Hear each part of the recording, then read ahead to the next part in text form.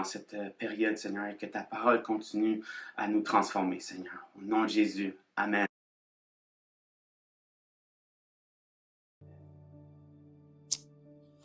Amen. Merci, Kelly.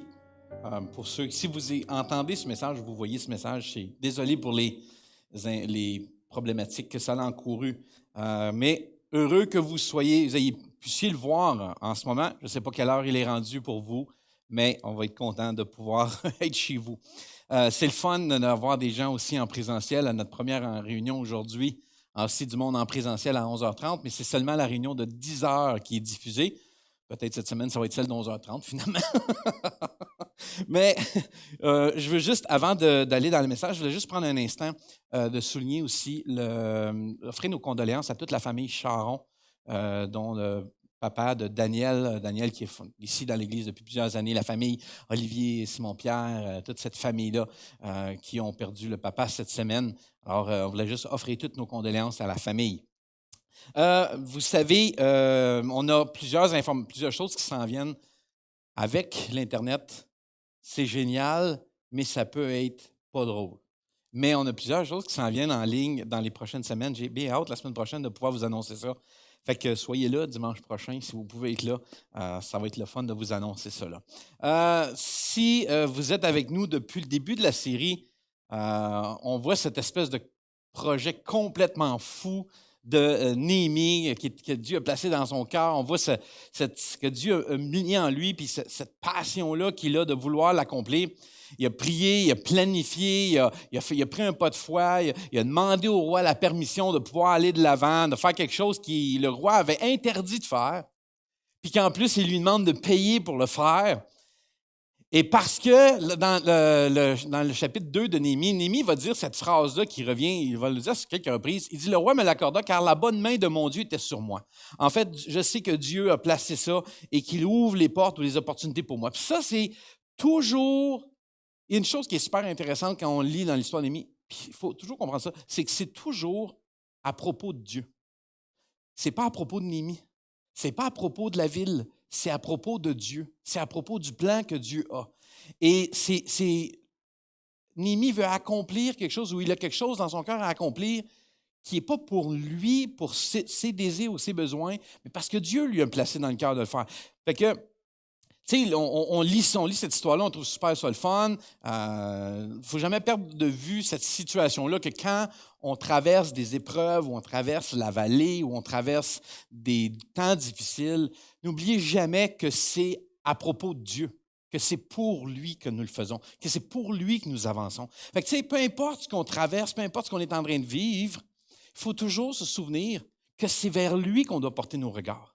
Parce que c'est super facile d'être distrait, de partir dans toutes sortes de directions et de se dire « Ah, mais qu'est-ce qui arrive? Qu'est-ce qui se passe? Je ne comprends pas. » Et de perdre de vue le fait que c'est pour Dieu. Donc, jusque-là, tout le monde fait comme « OK, c'est cool, c'est une super histoire, c'est le fun, Néhémie, il est cool. » C'est bien reçu, là, comme on fait comme « Wow, c'est le fun. » Et là, on a juste fait 3 chapitres. Il y en a 13. Donc, c'est comme si on... Tu sais, quand vous regardez un film, là, ou dans un livre, ou peu importe, il faut toujours qu'il y ait un tout à coup. Il y a toujours ça. C'est là que l'histoire commence. Je ne sais pas si quand vous regardez un film, vous voyez, on présente la personne qui vit dans sa vie, dans sa situation. On fait une espèce de portrait de ce qui se passe, puis à un moment donné, il arrive quelque chose. C'est ça qui déclenche l'histoire. Mais le chapitre 4, c'est un peu ça. Mais tout à coup, il se passe de quoi? C'est comme, bon, on fait l'histoire, mais on trouve, c'est le fun, c'est super le fun. Mais quand on arrive au verset 4, on s'en va vers le reste de l'histoire. Puis, il faut que vous compreniez que je vais rappeler ça tout le long. Il va dire, même si la bonne main de mon Dieu est sur moi, même si c'est son plan, lui, même si j'ai l'appui du roi, et même s'il est super comme leader, là, il est génial, là, tout le monde aime son histoire. Même si toutes ces choses-là sont là, Néhémie va faire face à de l'opposition. Néhémie va faire face à de l'opposition.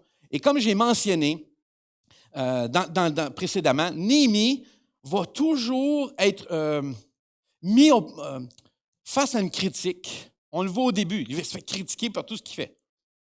Mais là, c'est plus juste de la critique. Et c'est pour ça qu'aujourd'hui, le titre de mon message aujourd'hui, vous allez voir, c'est un peu particulier, c'est « Une truelle et une épée ». Une truelle et une épée. En fait, j'aurais aimé pouvoir me procurer toutes ces affaires-là, mais les magasins étaient fermés quand je les préparais. Et je ne pouvais pas vraiment aller me procurer une épée. En fait, ils trouvaient ça louche. Qu'est-ce que tu veux faire avec une épée? Fait que j'ai dit, je vais l'imaginer. Donc, j'ai parlé dans notre situation, parce que quand on parle de la série, c'est rebâtir. Et j'ai parlé de rebâtir, mais dans notre contexte, c'est nous rebâtir l'Église.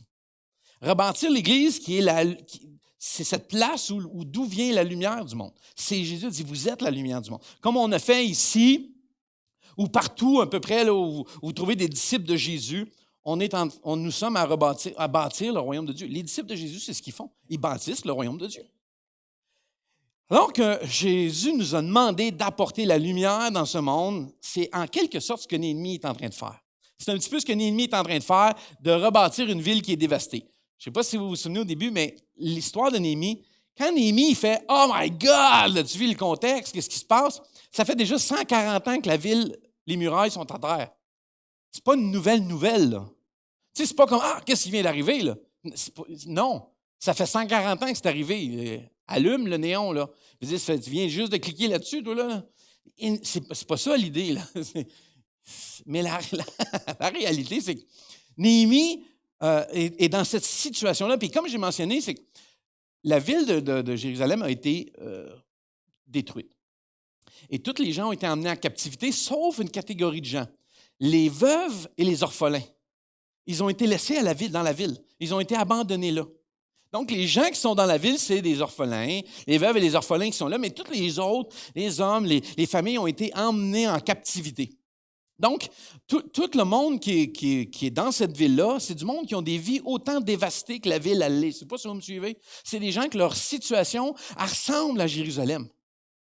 Ils sont dans le même contexte. Donc, c'est des gens qui sont sans espoir ou sans lendemain, sans personne en quelque part, ils sont toutes seules, comme la ville qui est laissée à elle-même. Donc, il y a toute cette pensée-là où on se dit, Néhémie s'en vient rebâtir une ville, mais des murailles, mais en réalité, il s'en vient rebâtir une société. Il s'en vient rebâtir une communauté. Et lorsqu'on commence à rebâtir, c'est que là, les gens vont commencer à revenir à l'endroit où ils demeuraient pour rebâtir, comme on a vu la semaine dernière avec les portes. Et donc, Dieu lui donne à Néhémie les ressources. Il pourvoit pour commencer à rebâtir le travail. Dieu fait toujours ça. Dieu nous donne les opportunités. J'ai mentionné dans le premier message, la plupart des chrétiens, ce qu'ils prient, c'est « Seigneur, je prie pour un miracle ». Ils prient pour un surnaturel. Mais rarement prie-t-on pour une opportunité. Prie-t-on pour que Dieu, « Seigneur, ouvre-moi une porte, que je puisse saisir une opportunité ». La réalité, c'est que la plupart du temps qu'on prie pour un miracle, Dieu a déjà pourvu. C'est juste nous qui n'avons pas pris l'opportunité qui nous a été présentée. Néhémie, c'est ce qu'il a fait. Et même s'il a saisi l'opportunité, sachant que c'est le miracle de Dieu, il se ramasse dans cette situation-là de devoir faire face à de l'opposition. Et je vais vous faire un petit point. Je commence à être un petit peu expert dans le domaine, là. Quand vous bâtissez le royaume de Dieu, il y a du monde qui n'aime pas ça. Il y a des gens qui n'aiment pas que vous bâtissiez l'Église. Il y a des gens qui n'aiment pas que vous travailliez pour le Seigneur. C'est comme ça. Et il y a des gens qui n'aiment juste pas ça. Plus vous mettez d'efforts à travailler pour le Seigneur, plus le diable va mettre des efforts à contrer ce que vous faites. C'est normal. Plus vous travaillez pour ce que Dieu fait, plus il va y avoir de l'opposition. Donc, souvent, je sais de quoi je parle. Vous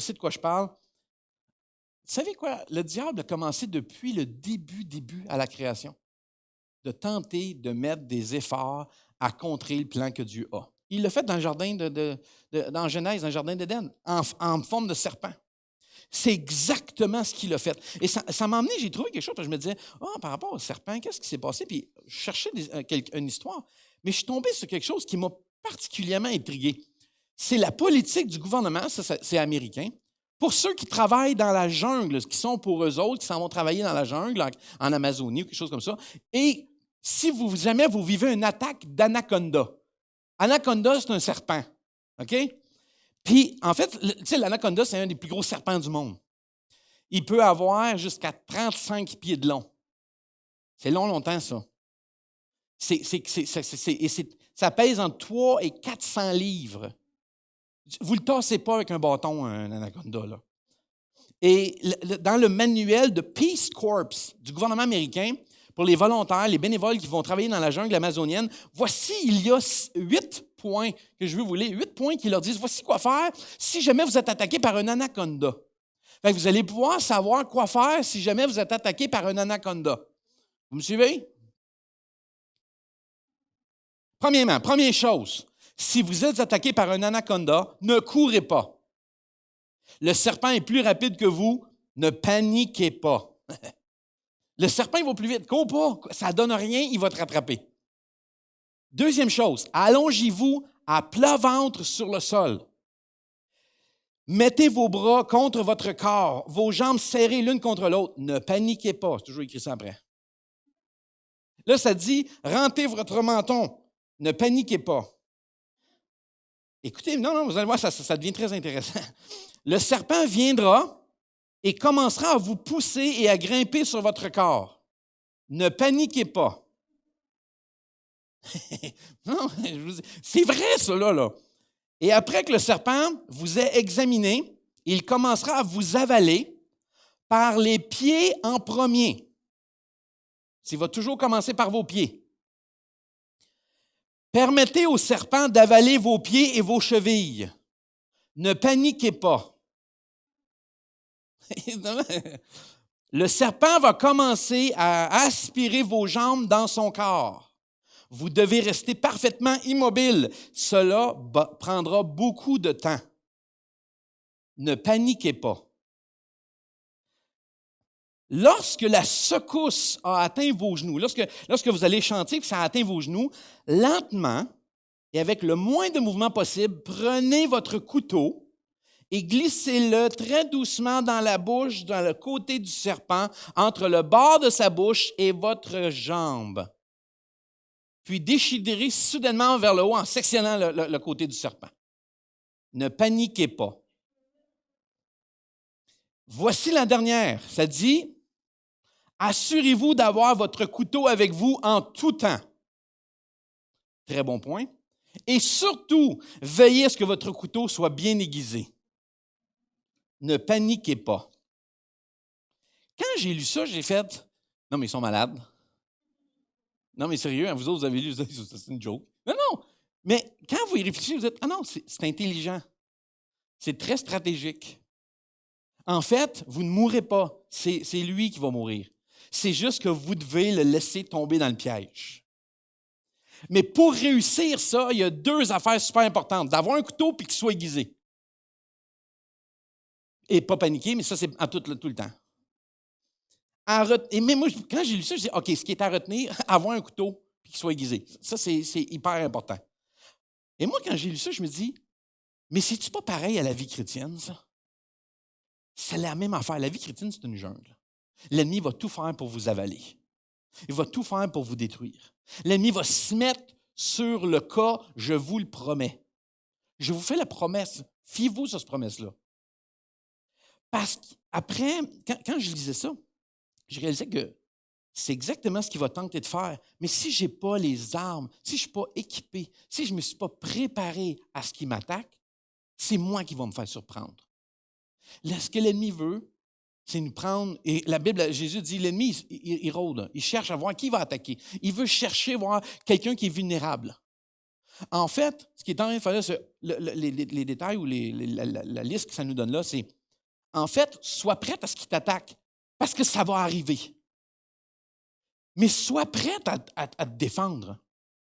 Dans Pierre, l'apôtre Pierre va donner dans sa lettre, va dire, soyez toujours prête à vous défendre contre quiconque vous demandera raison de l'espérance qui est en vous.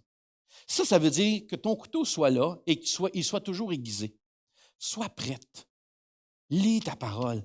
Cherche la face de Dieu. Prie. Sois dans ta relation avec Dieu. Garde ton couteau aiguisé et toujours présent avec toi.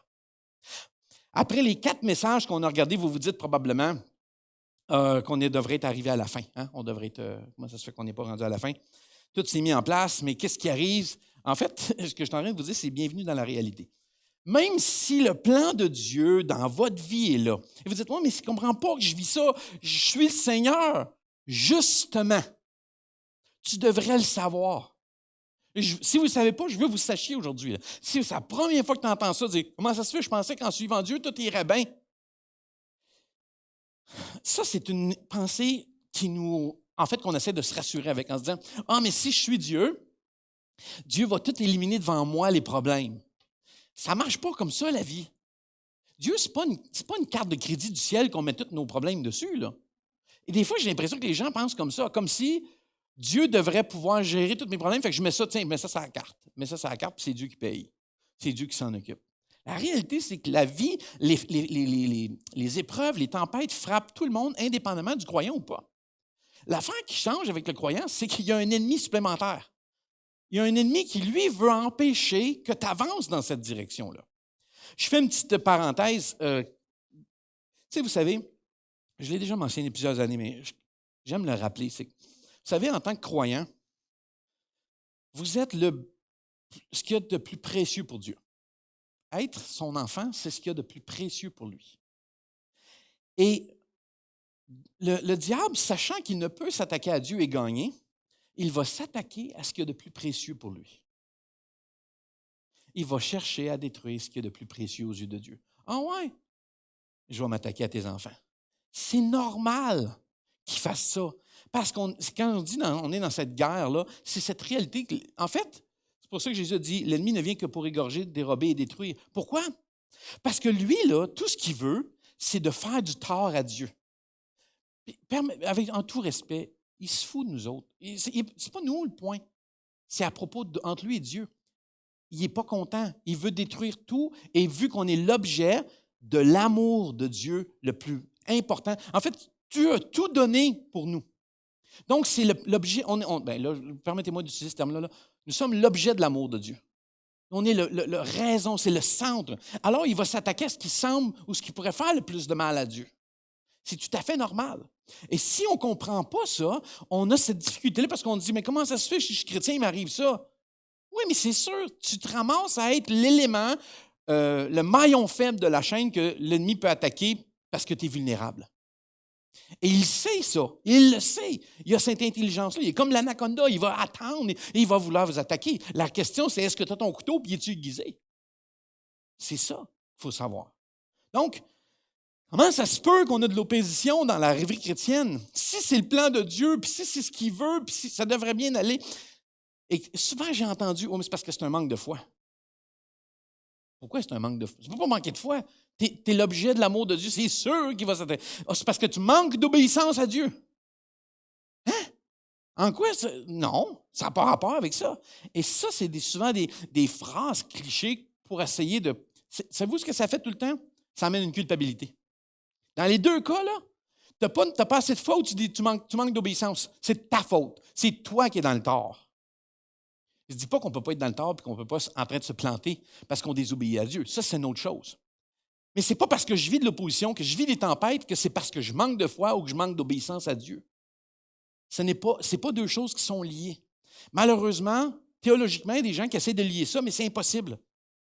Parce que Dieu ne fait pas de favoritisme. Ce n'est pas parce que je suis un enfant de Dieu que tout à coup, il va me protéger de toutes les tempêtes. Dieu n'arrête pas les lois de la physique pour moi, là. Si je cours trop vite puis je tombe, je vais tomber à terre. Possible que je me fasse mal parce que j'ai manqué de foi pour m'empêcher de tomber. Mais non, c'est la gravité. Ça fait partie de la réalité de tout le monde. Donc, ce n'est pas une question de manquer de foi ou d'obéissance à Dieu. Donc, parce que Dieu veut... Tu sais, parce que des fois, on dit « Oh, mais Dieu veut juste te bénir. Dieu veut juste te donner du bonheur.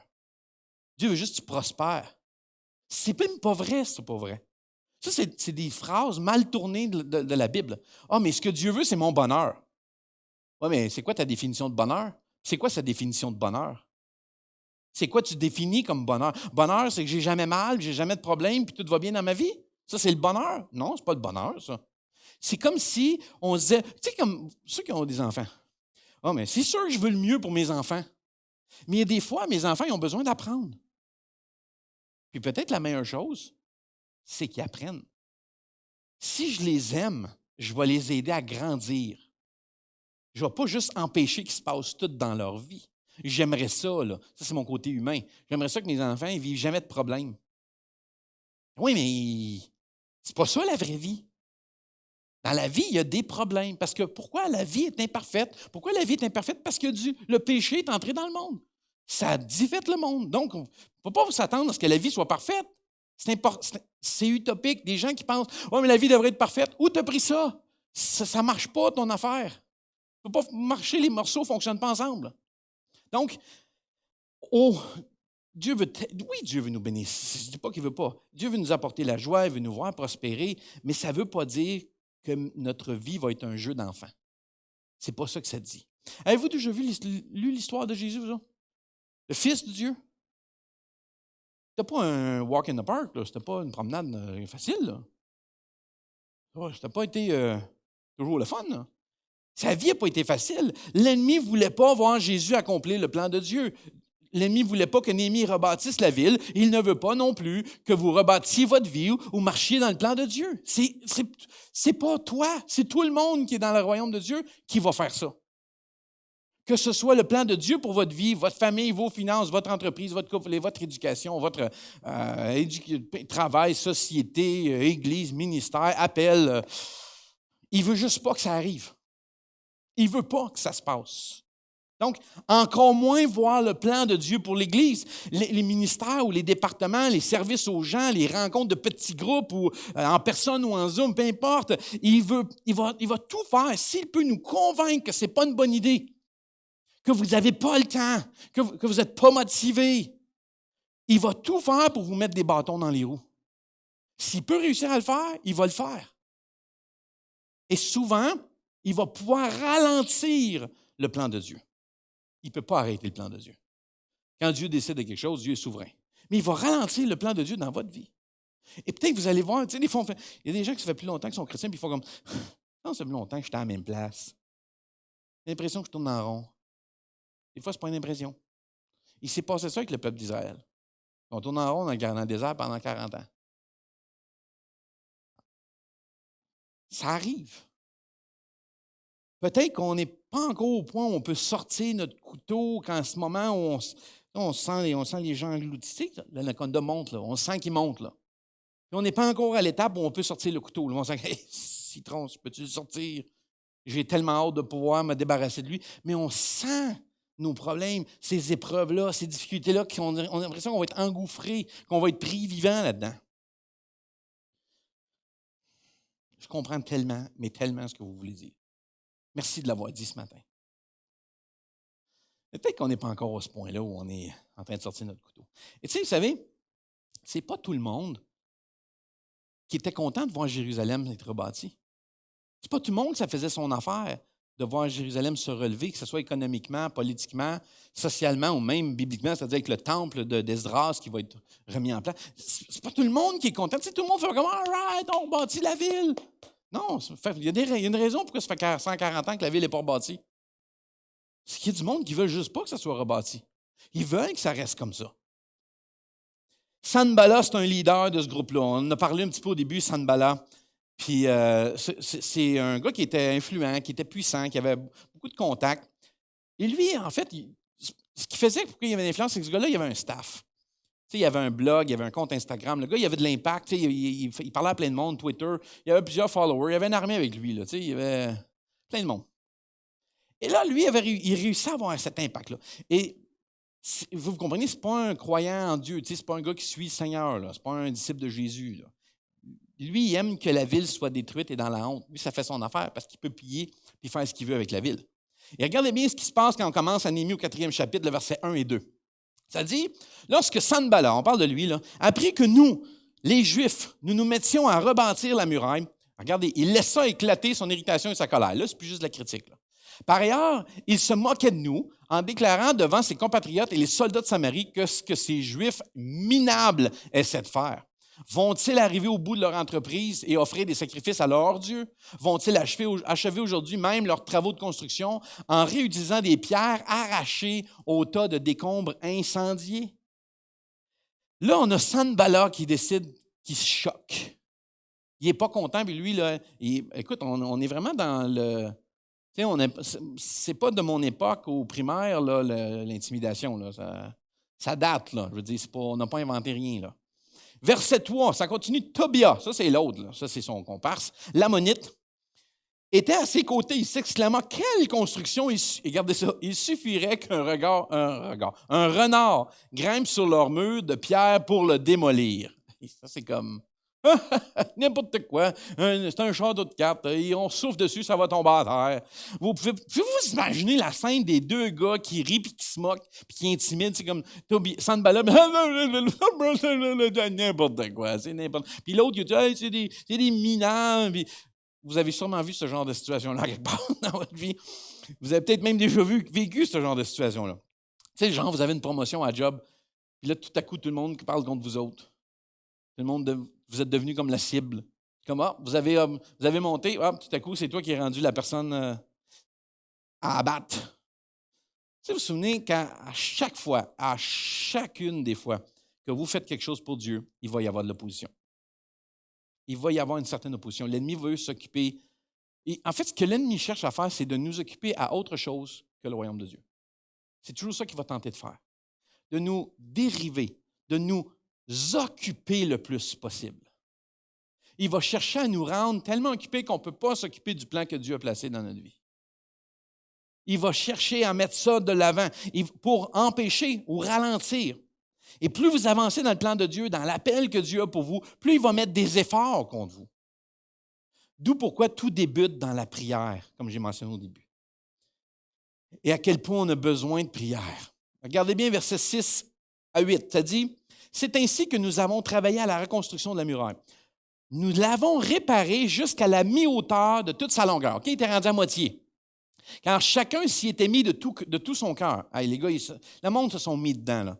Mais quand Sanballat, Tobia, les Arabes, les Ammonites, les Asdodiens, là on parle du sud, de l'est, du sud, du nord et de l'est, là, littéralement entourés, là, OK?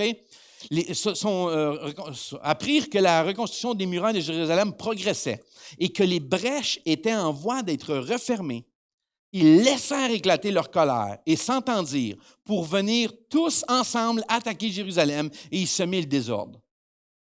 Avant, il y avait juste Sanballat au début qui décide de péter une coche. Puis là, maintenant, il y a Tobia qui débarque. Mais là, c'est plus eux autres. Il y a les Arabes, il y a les Asdodiens, il y a toute la gang. Là, tout à coup, je l'avais dit que Sanballat, il avait son compte Twitter. Il a ramassé tout le monde. Il a ramassé tous les pays autour de lui. Puis il leur a dit, hey, là, ça va faire. On va mettre... Ils laissèrent éclater leur colère. Dans quel but?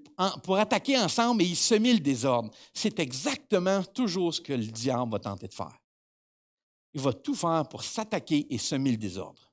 Semer la zizanie. En fait, vous savez, ça fait partie d'un livre chinois qui s'appelle L'art de la guerre. Dans une des stratégies, c'est ça. Faire la zizanie, semer le désordre dans le camp ennemi. Tu n'as même pas besoin de te battre contre eux autres, ils se battent contre eux autres mêmes. Tu n'as pas besoin de rien faire. C'est eux qui se détruisent. Et là, tu fais juste prendre possession à ce moment-là parce qu'ils se sont rendus faibles et vulnérables. Et c'est souvent ce qui arrive dans le royaume de Dieu. L'ennemi cherche à virer des croyants contre d'autres croyants. Parce qu'il se dit, je n'ai pas besoin de rien faire, ils sont capables tout seuls. Ils s'autodétruisent. En fait, c'est du sabotage. On est en train de saboter ce que le plan que Dieu fait. On est en train, sans s'en rendre compte, ou sans s'en rendre compte. On s'en rend compte, mais on n'est pas toujours conscient des impacts. On n'est pas toujours conscient de ce que ça apporte. Dans le chapitre 2, ils sont dérangés par le plan. Tu sais, Tobia et Sanballat sont dérangés par le plan. Là, ils sont littéralement en colère. Ils entourent la ville. Tu sais, c'est passé de 2 gars au départ à une armée de personnes qui veut mettre fin à ça. Là, ça l'a grossi. Là. Fait que, tu sais, plus il a avancé, comme on disait tantôt, c'est le fun, l'histoire avance, c'est cute, c'est le fun, là, les leaders, Néhémie, il fait des belles affaires. Ça a juste augmenté. L'opposition a juste continué d'augmenter. Ça n'a pas fait comme « Ah, wow, c'est extraordinaire ce qu'ils font, ces hommes-là. Allons les aider. » Non. C'est comme, ils sont en train de réussir, on va les arrêter. On ne va pas les laisser faire. On va anéantir ce qu'ils sont en train de faire. Verset 11. Quant à nos ennemis, ils s'imaginaient que nous ne saurions ni ne verrions rien jusqu'à l'instant où ils fonderaient sur nous, ils vont nous envahir, pour nous massacrer et mettre fin aux travaux. OK, on est vraiment là, là, on est dans un film 16-18 ans et plus. Là, on commence, ça va être intense, la violence là-dedans. Là, on n'est pas juste du monde qui se crie des bêtises. Là. Massacrer, ça commence à être une coche, là. On vient de monter. Éclater sa colère dans ce sens-là. C'est plus juste des menaces, il passe aux actes. Et là, tout à coup, c'est plus juste. Vous avez remarqué que tantôt, juste au début, c'est plus un renard sa muraille qui va la faire tomber, là. On rit, un petit renard, puis tout va tomber à terre. Ouais, non, là, c'est toutes les armées tout le tour. Let's go, gang, on fonce dessus. OK, là, on est passé du petit renard à des armées qui veulent nous massacrer, là. Et vous imaginez comment c'est intense pour eux autres, là. On est en train de rebâtir la ville. On sait que c'est le plan de Dieu. Le roi, la bonne main de mon Dieu est avec moi. Comment ça se fait qu'ils veulent tout nous détruire et nous massacrer? Qu'est-ce qu'on a fait? Parce que vous êtes en train de faire le plan de Dieu. Et quel effet ça a sur les gens, ça? Les gens qui sont en train de bâtir, qu'est-ce que ça a comme effet? Ce sont des humains, n'oublions pas, là. C'est décourageant, c'est épeurant. Comme vous et moi dans la vie, là, peut-être que vous êtes à peu près dans ce moment-là dans votre vie. Vous êtes, je suis en train de rebâtir, je suis à moitié, puis là, c'est en train de. Des vagues de déferlement, d'opposition, là. Et là, vous capotez, là, découragés. Qu'est-ce qui va se passer? Qu'est-ce qu'on va faire? Ils sont à moitié du travail. Regardez bien au verset 10.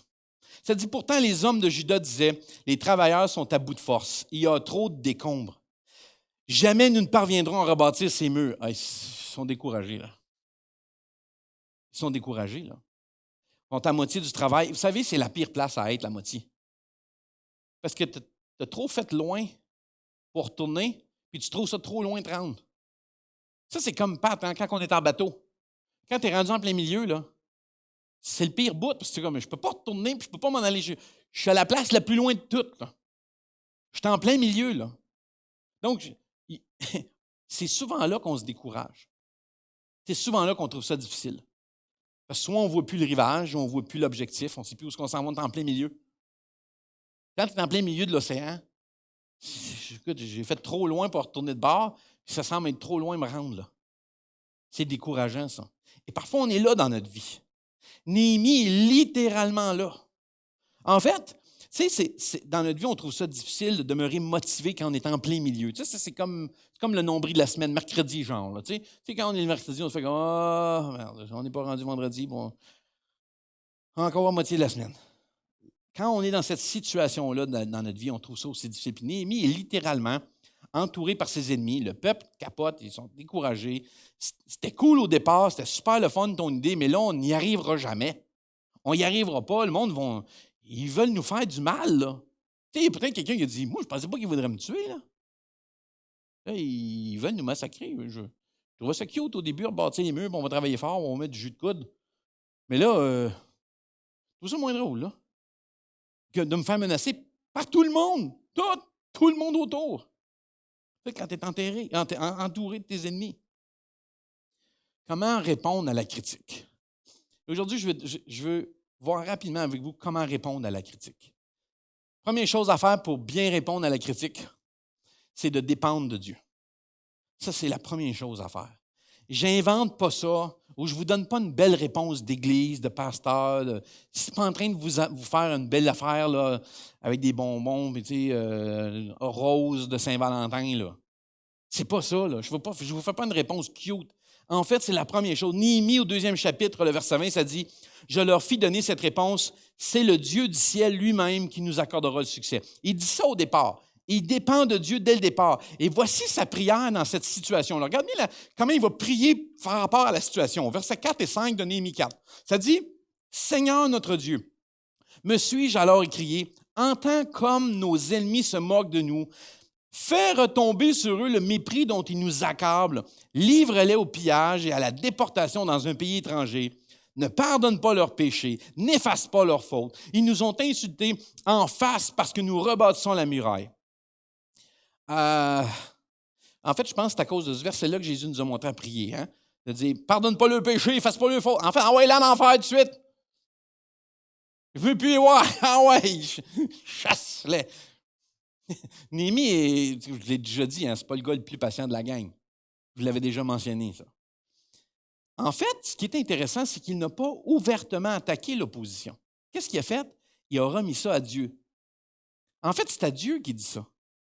Seigneur, je ne suis plus capable d'eux autres. Tu veux-tu le sacrer une volée, s'il vous plaît? Veux-tu les envoyer? Pardonne pas. En fait, il est choqué. Mais vous savez quoi? C'est à Dieu qui dit ça.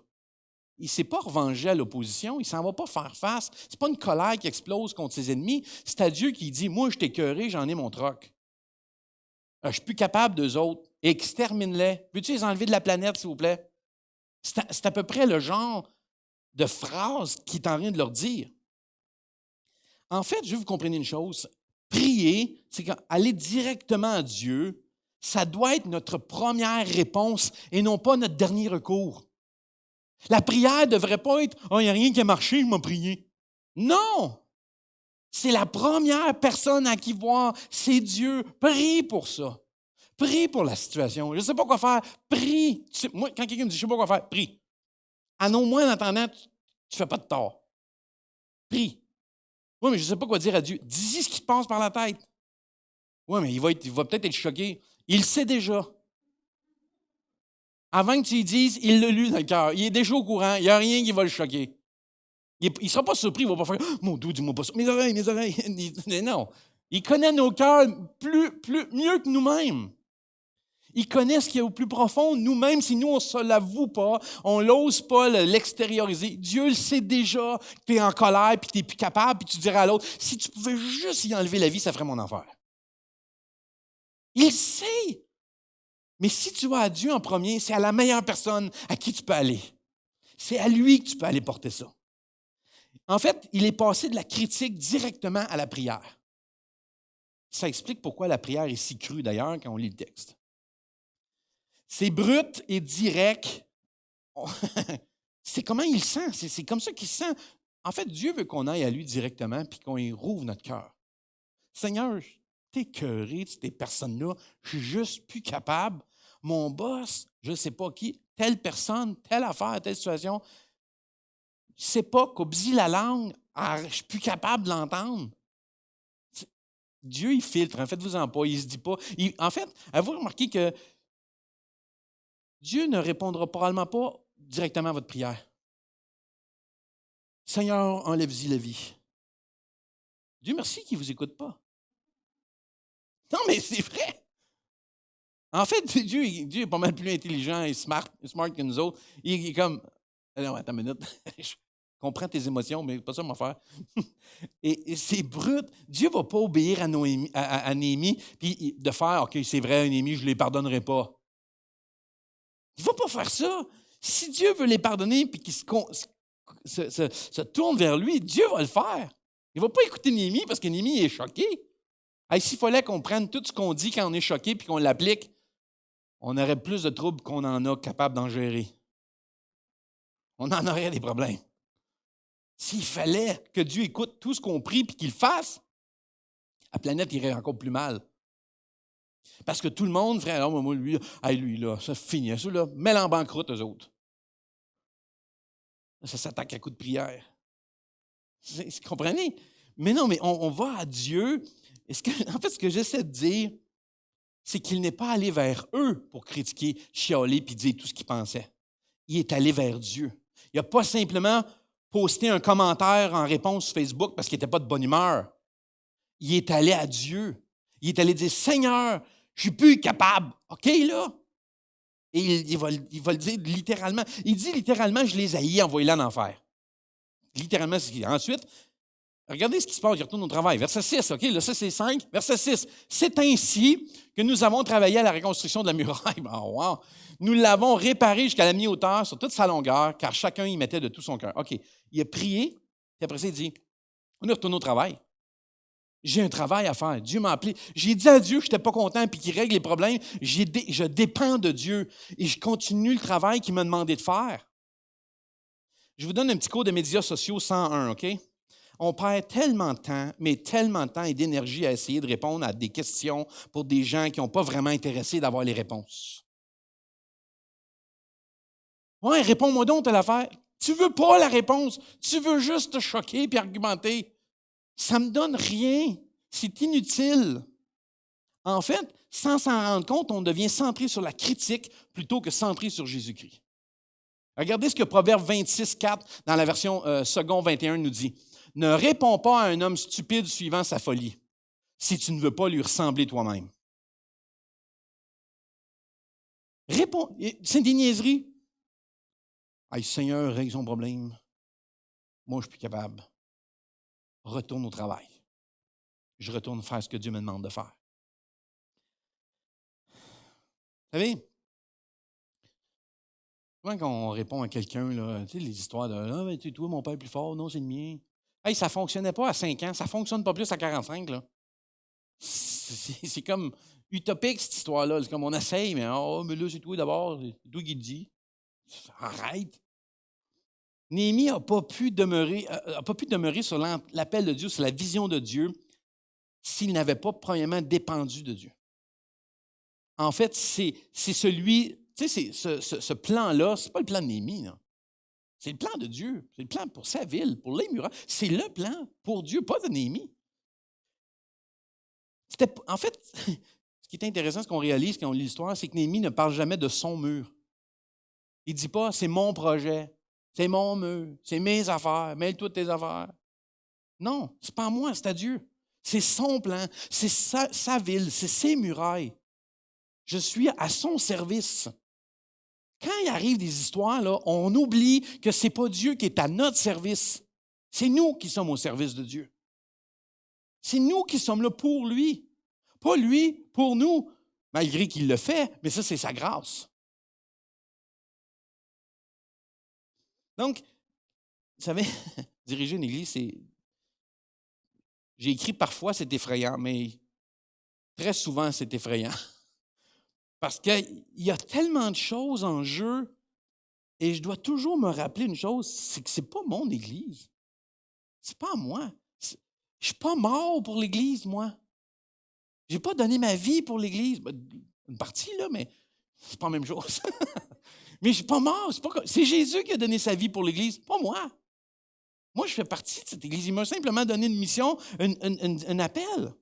Dans Philippiens, au 4e chapitre, versets 7 et 8, ça dit ceci, je trouve ça super intéressant, ça dit « Ne vous inquiétez de rien. Première chose, paniquez pas, comme l'anaconda. » Quand même, panique, OK, ne vous inquiétez de rien.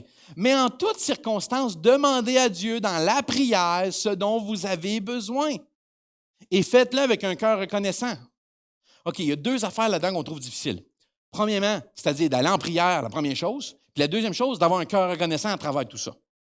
Là, il y a deux. Juste là, on a de l'ouvrage à vie. Là. On n'a même pas fait un verset au complet, là. Mais on veut toutes les faire. Ouais. Et faites-le avec un cœur reconnaissant. Et la paix de Dieu, qui dépasse tout ce que l'on peut imaginer, gardera vos cœurs et vos pensées en communion avec Jésus-Christ. Même quand tu es en colère, c'est Dieu qui va changer ton cœur en allant vers lui. Commence par prier. Oui, mais je t'en maudis. Commence par prier. Savez-vous ce qui se passe? Dieu change notre cœur à nous. La première chose qui se passe quand on prie, c'est que Dieu transforme la personne qui prie. C'est ça qui se passe. Deuxième chose à savoir, c'est de respecter l'opposition. Néhémie au 4e chapitre, verset 9, ça dit « Alors nous avons prié notre Dieu, nous avons établi une surveillance de jour et de nuit pour prévenir toute attaque de leur part. » La première attaque qu'il y a eu, qu'on a lue au début de l'histoire, la première attaque, c'est des critiques. La deuxième attaque, c'est des menaces. Réponse à la première, prière. Réponse à la deuxième, garde de sécurité. Ils ont agi, ils ont mis un plan en avant.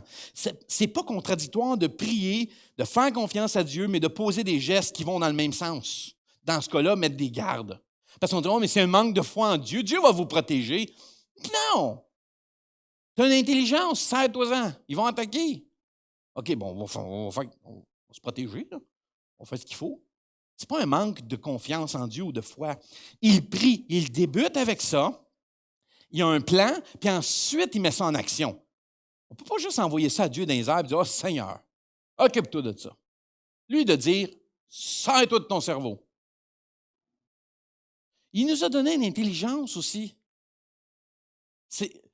Être croyant, ce n'est pas juste « je débloque mon intelligence ». Oh, n'importe quoi. Oh Seigneur, occupe-toi de ça, puis maintenant, je ne sais plus quoi faire. As-tu une intelligence?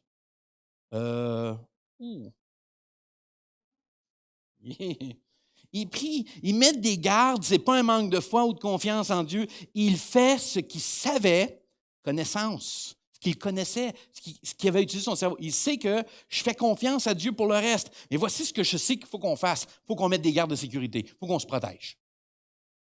Donc, il fait confiance à Dieu, met ça en prière et il prend les gestes nécessaires. Troisième chose à faire. Donc, respecter l'opposition. Renforcer les points faibles. C'est quoi ça? Néhémie 4e chapitre, verset 13. Ça dit « Je repérai donc des endroits abrités en contrebas, derrière la muraille, et j'y installais les soldats, groupés par clans et armés d'épées, de lances et d'arcs. » Oh, là, il commence à avoir du stock. Là. Il utilise sa tête. Il se dit, OK, on va mettre des renforts aux endroits les plus faibles qui en ont besoin. Il y a des endroits où c'est plus faible, où il y a des brèches. On va mettre plus d'efforts à ces endroits-là parce que c'est normal. C'est là que c'est plus vulnérable. Ce n'est pas du favoritisme de dire, pourquoi, moi, notre section, à nous, il n'y a pas autant de renforts? Utilise ton intelligence. Parce que c'est plus faible, cette section-là, on va juste la renforcer. Donc, il va renforcer les points faibles. Versets 18 et 19. Il va dire, ceux qui étaient occupés à rebâtir la muraille et ceux qui portaient ou chargeaient les fardeaux, gardez ça, travaillaient d'une main et tenaient une arme de l'autre. Chacun des bâtisseurs avait son épée à sa hanche. C'est ainsi qu'ils bâtissaient. Un homme se tenait à mes côtés, prêt à sonner du corps. Ils travaillaient d'une main et tenaient une arme de l'autre. En fait, oublions pas, ce sont des maçons, des gens qui sont en train de rebâtir la muraille. Ils ont une truelle d'une main et ils ont une épée dans l'autre. C'est mon titre, c'est pour ça que je voulais le plugger. Je voulais juste faire le lien. Tout le monde comprend. En fait, c'est ça l'idée. C'est qu'autant qu'ils rebâtissent, autant qu'ils se défendent. Autant qu'ils travaillent à la muraille, autant qu'ils travaillent à la protection. Ils font simultanément les choses. Une truelle dans une main puis une épée dans l'autre. Vous savez, j'arrive avec cette conclusion-là en disant, on ne peut pas simplement se contenter de construire quelque chose, il faut aussi le protéger. Et là, je le dis pour tous les aspects de notre vie, OK? Que ce soit notre relation avec Dieu. On ne peut pas juste être en train de bâtir notre relation avec Dieu, il faut la protéger. C'est la même chose avec notre couple, notre famille, notre santé, nos finances, l'Église, notre ministère, peu importe. On ne peut pas juste bâtir, on doit protéger. On doit protéger cette sécurité. Si tous les efforts déployés, tous les efforts que vous mettez à bâtir ou rebâtir votre vie vont être réduits à rien, détruits, volés, ils vont être mis à néant si vous ne le protégez pas. Et qu'est-ce que Dieu vous appelle à rebâtir? La relation avec lui, premièrement. Meilleur mariage ou peut-être un futur mariage. Votre entreprise, un département dans l'Église, un ministère, un petit groupe, un service, peu importe. Vous devez le rebâtir, mais vous devez aussi le protéger. Ce n'est pas juste une question de « on bâtit ». La truelle, je vais vous emmener une symbolique. La truelle, c'est ta routine, ton quotidien, ta famille. Toutes ces petites choses-là qui sont au quotidien. Protéger, prière et les actions qui vont pour ça, qui vont dans le sens d'utiliser ton intelligence, de dire « OK, comment je dois protéger ça? Ah, je ne ferai pas ça. Ça serait con de faire ça, je briserais ma relation familiale. Ah, je ne ferai pas ça, je vais me perdre financièrement. Ah, je vais faire attention à ma santé. Pourquoi? Bien, je vais protéger ce que j'ai. » Donc, c'est une question aussi de protection. Vous devez rebâtir, mais vous devez aussi protéger. Et c'est là qu'on doit être alerte aux dangers qui menacent l'œuvre de Dieu, l'anaconda. Tu sais, il y a eu tellement de phrases dans l'histoire du monde pour motiver, puis encourager, puis bâtir, puis dire « Ah, ça va être extraordinaire. » Mais je termine avec le 4e point, qui est « Souvenez-vous de Dieu ». Comment on répond aux critiques puis à l'opposition? Souvenez-vous de Dieu. Dans le verset 14, ça dit « Après avoir examiné les positions, je m'adressais aux notables, aux magistrats et à tous ceux qui étaient présents. Je leur dis, ne craignez pas vos ennemis. Souvenez-vous que le Seigneur est grand et redoutable. Combattez pour vos frères, vos fils, vos filles, vos femmes et vos maisons. » Moi, ma question, c'est qu'est-ce que l'ennemi tente de t'éloigner d'eux dans ta vie pour le plan que Dieu a pour toi en ce moment-là? Est-ce que il t'empêche de lire ou d'étudier ta parole? Il t'empêche d'aller de prier ou de faire partie d'un petit groupe ou de démarrer un petit groupe? Qu'est-ce qui tente de détruire ton appel, le ministère, d'aller à l'Institut de théologie pour être formé pour le ministère? Qu'est-ce qui tente de détruire? Qu'est-ce qu'il essaie d'arrêter dans ta vie? C'est là la question à réfléchir. C'est quoi qu'il tente de défaire? Ton mariage? Ta famille? Tes ressources, ta générosité, ta compassion, c'est quoi qu'il essaie d'anéantir en ce moment? Verset 15, ça dit « Nos ennemis apprirent que nous étions renseignés et que Dieu avait fait échouer leur projet. Nous avons alors pu retourner à la muraille pour y reprendre notre ouvrage. Dieu avait ainsi fait échouer leur projet. » Regardez au Néhémie au 6e chapitre, versets 15 et 16. Regardez ce que ça dit. « La muraille fut achevée. Attends une minute, un petit instant. Le fut achevé le 25e jour du mois d'Éloul. » Regardez ça. Après 52 jours de travail, ils ont rebâti une ville, le muraille d'une ville, en 52 jours. C'est pas 2 mois, ça. 52 jours. Lorsque dans les nations des alentours, nos ennemis l'apprirent, ils éprouvèrent de la crainte et se sentirent profondément humiliés. Et Dieu reconnaît que cette œuvre avait été réalisée avec l'aide de Dieu. La persévérance de Néhémie, la persévérance des gens avec lui. Tu sais, vous devez aimer ce passage-là. Dieu est reconnu, il en tire toute la gloire, il en tire tout le crédit. Les gens ont reconnu, c'est Dieu qui est grand. Quand Dieu est la source du plan, les ennemis, les critiques vont devoir trouver des explications sur pourquoi ça fonctionne, ce que vous faites. Mais pourquoi l'Église fonctionne encore? Comment se fait que pendant presque un an, vous n'avez pas ouvert votre Église? Comment se fait qu'il y a encore du monde qui y vont? Qu'est-ce qui se passe, coudon? Ça a fermé. Hey, trouvez des places qui ferment pendant un an, puis qu'au bout d'un an, tout le monde est là. C'est quelque chose. Non pas que tout le monde est là. Vous savez ce qui est appelé encore plus extraordinaire? C'est qu'il y a des gens à travers ce moment-là qui se sont greffés à l'Église, qui se sont joints à l'Église. Des gens qui ont commencé à nous suivre, qui ont dit « Hey, je vous ai vu. Hey, je peux-tu venir avec vous autres? Hey, je pourrais-tu partager dans votre Église? » Là, on dit « Oui, vous pouvez, mais on ne peut pas rentrer. » Mais les gens, ils veulent être là. Pourquoi? Là, ils disent « Mais il faut trouver une explication. » Laissez jamais les gens vous distraire de ce que Dieu veut, du plan que Dieu a. Si le besoin est, ventilez avec Dieu dans votre vie. Vous avez des choses qui ne font pas votre affaire, dites-le à Dieu. Je vais vous donner un petit conseil. Il est capable d'en prendre. Il est capable d'en prendre. Ensuite, canalisez l'énergie vers les choses que Dieu vous a placées devant vous. Placez-les devant vous. Vous n'êtes pas imputable ou redevable aux critiques, vous êtes imputable à Dieu. C'est à Dieu que vous devez rendre des comptes. Avant de terminer, j'ai une image que je vais vous apporter. C'est l'image de David, c'est un portrait, une toile qui existe, de David et les lions, dans la fosse aux lions. Okay? C'est une représentation de ça. Il n'y a personne qui était là pour le peindre, OK, là? Juste comprenez, là. Et regardez ce que je trouve super intéressant. David n'a pas les yeux sur les lions. Il a les yeux vers Dieu. Et il regarde, alors qu'il est dans la fond de la fosse, il n'est pas retourné vers les circonstances, vers ce qui ne va pas, vers ce qui est la menace qui est devant lui. Daniel est en train de dire, « Seigneur, c'est à toi que je regarde. C'est vers toi que je me tourne. » Il ne regarde pas aux problématiques qui l'entourent. Comme Néhémie dans l'histoire, il est entouré de ses ennemis. Dieu fait quelque chose. Et il retournait à son travail. Néhémie au 4e chapitre, le verset 20 dit, « Où que vous soyez, si vous entendez une sonnerie de trompette, rassemblez-vous près de moi et que notre Dieu combatte avec nous. » Qu'est-ce que l'ennemi tente de détruire dans ta vie aujourd'hui? Qu'est-ce qui tente de nuire pour t'empêcher d'avancer? La question, il y a juste toi qui peux y répondre. Mais utilise ton intelligence. Dépends de Dieu. Mets ça en prière. Continue à avancer. L'opposition est là, mais cherche les forces que Dieu donne. Il dit qu'à chaque jour, il renouvelle les forces de ceux qui se confient en lui. Je le sais, je l'ai vécu. Et vous savez quoi? Je sais une chose, c'est que ça va m'arriver encore. Est-ce que j'ai envie? Oh, pas vraiment, non. C'est pas vraiment ce que j'ai... Non, si j'avais un autre choix, je prendrais un autre chemin. Mais je sais une chose, c'est que ça va arriver. Mais si je dépends de Dieu, la bonne main de mon Dieu est avec moi.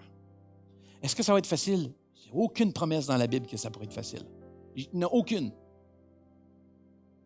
Il a juste dit, je vais être avec toi. Je ne vais jamais t'abandonner. Je ne vais jamais te laisser. Tu ne seras jamais seul. Je vais te donner les forces qu'il faut pour traverser. Je vais être là quand tu vas en avoir besoin. Je vais marcher avec toi. mais qu'est-ce que l'ennemi tente de détruire? Je vais terminer en prière avec ce que je fais à chaque semaine, parce que je la trouve pertinente pour notre histoire. C'est dans Néhémie au premier chapitre, le verset 10 et 11. Et cette prière-là, vous pouvez la dire ici si vous voulez, mais on peut la répéter ensemble à la maison, qui dit, « Seigneur, nous sommes tes serviteurs, nous sommes ton peuple.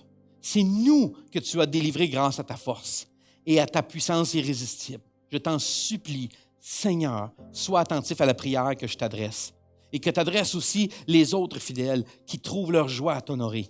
Fais réussir les démarches que nous entreprenons et permets que le roi y réponde avec bienveillance. » Au nom de Jésus, Amen.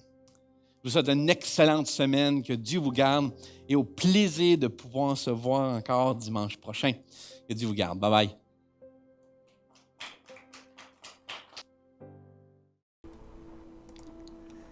Merci d'avoir été là.